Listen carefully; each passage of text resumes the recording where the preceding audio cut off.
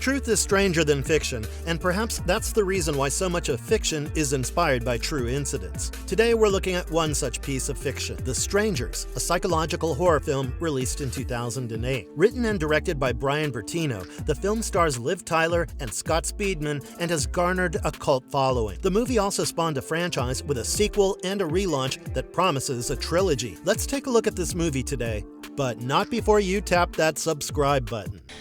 Help me. A bit about the films. The film follows James Hoyt and Kristen McKay, a couple having some troubles in their relationship after Kristen had rejected James's proposal. The couple had decided to stay in James's childhood summer house, and things were about to get steamy when they heard a knocking at the door. James opened the door to find a girl asking if Tamara was home. James ignored her and shut the door. Moments later, when James had left to buy cigarettes for Kristen, the same woman returned and asked Kristen the question. Kristen too dismissed her, but alarm bells went off as she noticed some things had moved places and the front door was ajar. When James returned, Kristen shared her suspicions with him, but he reassured her that nobody had broken in. But that was not true, as they were being watched and their car had also been ransacked. Soon, 3 masked intruders, Dollface, Pinup Girl, and the Man in the Mask, attacked the couple. Despite their efforts to fight back or leave, they are left at the mercy of the attackers. The cat and mouse chase of the intruders and the couple ends with them tied to chairs. When Kristen asks why they were attacking them, Dollface simply replies that it was because they were home. The intruders take off their masks and stab Kristen and James to death. As they leave, Pinup Girl reassures the others that the next time will be easier, indicating that they plan to commit more of these atrocities. 2 Mormon boys, distributing their religious tracts, later find the bloody bodies of the couple. As they're about to call the cops, Kristen grabs one of the boys' hands and startles him. The movie ends there, letting us guess whether Kristen survived the whole ordeal or not. In the sequel, The Strangers Pray at Night, the murderous trio kill Cheryl and Marvin and target their niece Cindy, who had left a voice note of her arrival. Cindy was planning to spend time together with her husband Mike and children Luke and Kinsey. In this 2018 flick, Dollface answers the question of why they were tormenting others with a simple, "Why not?" What a brutal answer. But thankfully, unlike the first film, the sequel confirms that Luke and Kinsey survive. In the 2024 relaunch, The Strangers Chapter 1, directed by Renny Harlin, the Man in the Mask gets the name Scarecrow. The vibe of the film is completely different from the first, as the whole town of Venus seems to be in cahoots with the murderous trio as they lead the next sacrificial goats, a couple named Maya and Ryan, right into the nefarious trio's trap. Pinup Girl answers the question why, this time with a charismatic "because you are here." Maya is the only one to survive the attack, but her safety is not guaranteed, as in the climax, she's seen in a hospital bed with Scarecrow lying next to her. The Strangers franchise, throughout all its films, has scared and held the attention of its viewers. If you're wondering what true happenings led to the creation of this film, keep watching.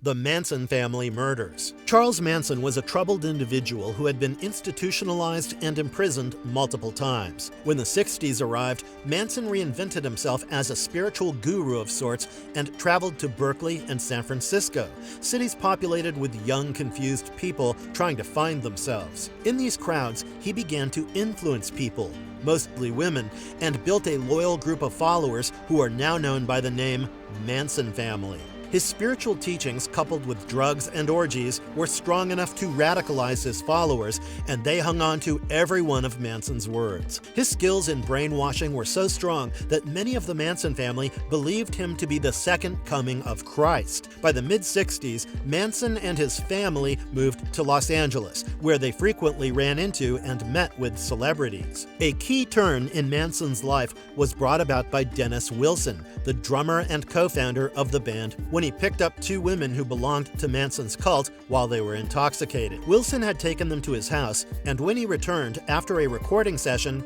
found 12 more women and Manson with them. Wilson and Manson got along, and Wilson covered the costs of the group as he now had a group of female servants who obeyed his beck and call. Wilson also paid for the studio to let Manson record his songs. Manson, who was hoping for a rock star's life, also met with Wilson's business acquaintances Terry Melcher, Rudy Altobelli, and Greg Jacobson, and saw a way in. Melcher was briefly interested in Manson's music, but after hearing him sing, refused to sign him. In March 1969, Wilson had deserted his culty friends, and Manson felt his rock star dream die in front of his eyes. He decided to strike up a conversation with Terry Melcher about his album, hoping to change his mind. The house he thought was Melcher's actually belonged to Altobelli, who had rented it out to actress Sharon Tate and her husband Roman Polanski. When he approached the house, Iranian photographer Shahrukh Hatami, a friend of Polanski who was there to photograph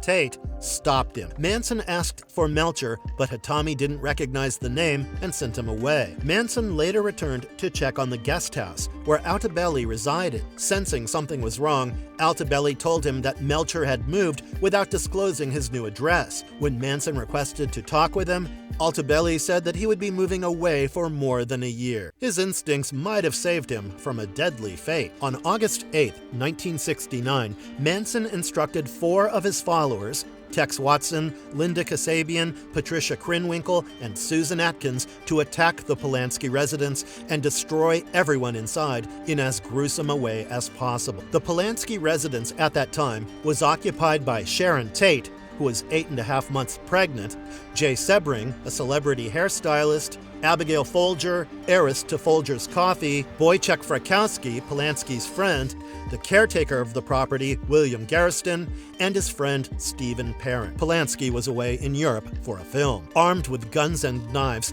the 4 Manson followers cut telephone and electric lines before breaking into the house. They brutally killed the occupants, hung them using a nylon rope, and with Tate's blood, wrote "Pig" on the front door. There are many possible reasons for these horrible murders. Manson had prophesied Helter Skelter, a massive apocalyptic race war which would result in the annihilation of humanity. Manson predicted that after humanity goes kaput, he and his followers would rule the world. He claimed that there was proof of this in songs by the Beatles. Many argue that the murders were an attempt at a copycat. Bobby Beausoleil, a member of the Manson family, had murdered Gary Hinman and written "Political Piggy" on the wall with his blood. The plan was to make it look like the murders were done by a single perpetrator and get Beausoleil out of jail. Arguments have also been made that the murders were committed by Manson in order to intimidate Melcher into signing a record deal with him. Whatever might be the reason, this incident, dubbed the Tate murders, shook Hollywood, and many books, movies, and TV shows were inspired by this. The most recent films are The Haunting of Sharon Tate, written and directed by Daniel Farrens, Quentin Tarantino's Once Upon a Time in Hollywood, and a documentary called Chaos: The Manson Murders. A famous book written about the incident is Helter Skelter: The True Story of the Manson Murders by Vincent Bugliosi, the prosecutor in the Manson family trials. When director Brian Bertino was a kid, he was taken to visit his grandmother in a small town. To beat the boredom, his father suggested reading a book, Helter Skelter. Bertino was hooked. What pulled Bertino while reading it was not the whole cult angle or what was going on with Charles Manson, but the Tate murders. The detailed description of the victims and the night of the incident had painted a picture for Bertino and had helped him realize what was going on in the house that day. Since none of the victims knew the Manson family, they were left in the dark as to why they were being murdered. So Bertino decided to write something that explored the victims' tale. He wasn't interested in profiling the killers, but just showing the horror the victims faced. He explained that many people get murdered every day, but the perpetrators are caught only a few times. To root it in reality, he also added the address of the place he grew up in.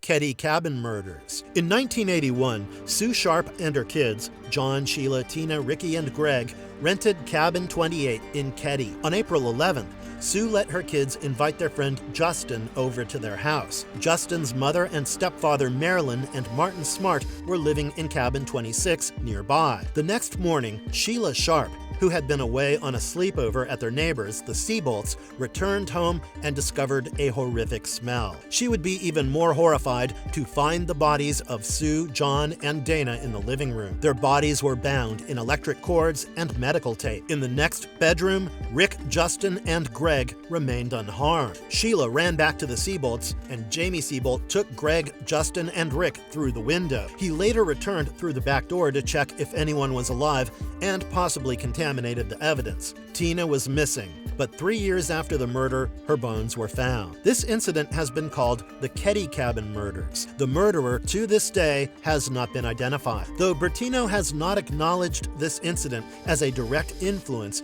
many journalists seem to believe it's so because of the small-town aspect of the film.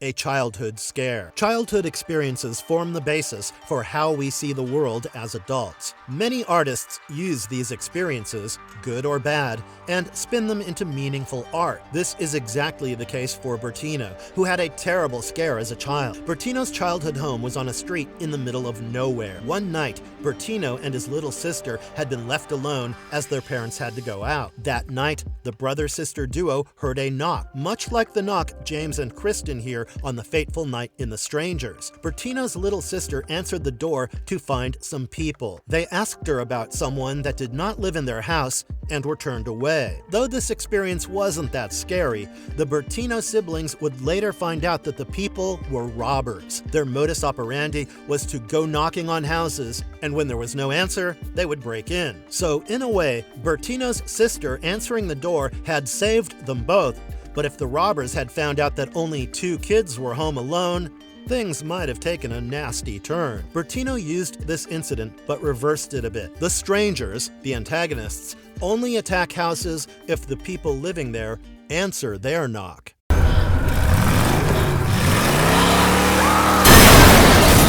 Marvelous verdict. Crazed killers of a cult, smart robbers, and unidentified killers in a small village have all proven to be inspirations for The Strangers. The grip this movie has on horror fans is truly something. What do you think makes The Strangers so interesting? Let us know in the comments below, and if you liked the video, tap on that thumbs up. We'll soon be back with more awesome content, and until then, goodbye.